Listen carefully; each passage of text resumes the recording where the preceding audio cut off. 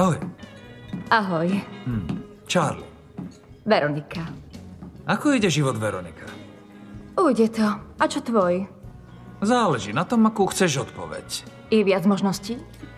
No, môžem ti povedať, že je všetko super. Bývam na pláži, mám pekné auto a pitóna v gatiach. Alebo poviem pravdu. Že máš v nohaviciach dážďovku? Nie, to s pitónom je pravda. Dobre. A aký má Charlie problém? Dobre, fajn, poviem ti to. Dvojitý bourbon. Dáš si niečo? Nie, vďaka.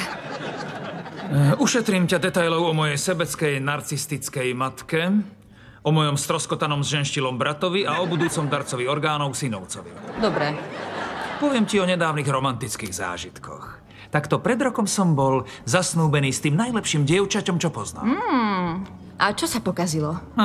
Ťažko povedať. Mohlo ísť o moje pitie, o moje hazardné hranie, alebo o to, že som spal s jej kamoškou. Áno, je ťažké povedať to presne. Si chápavá. Takže mám odkopla kvôli inému, ale ja som skočil do sedla a oženil sa s drogovo závislou stripterkou. Ale to nevyšlo. Z iných dôvodov, než by si myslela. Ona už bola vydatá. Hopla. Tak som si myslel, že bude lepšie randenie na chvíľu nechať a chodiť za štetkami. Iste. Áno, som si vedomý tej spoločenskej stigmy, ale podľa mňa prostitúcia ťaha ekonomiku. Vlastne je to všetko o ťahaní. A je to veľmi republikánske.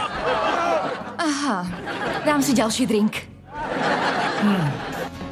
Snažil som sa byť morálny a chcel som sa rozísť so 47-ročnou ženou, aby som nebalil jej 20-ročnú dcéru. Chválihodné. Ale prekvapivo sa matka so mnou rozišla prvá, pretože zistila, že stále niečo cítim k jednej bláznivej ženskej. A potom zrazu pustili moju bývalú z väzenia. Môžem ťa na chvíľku zastaviť? Isté. Ďakujem. Za čo?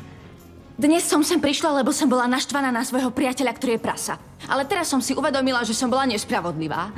Sú aj horší než prasatá. Som rád, že som ti pomohol.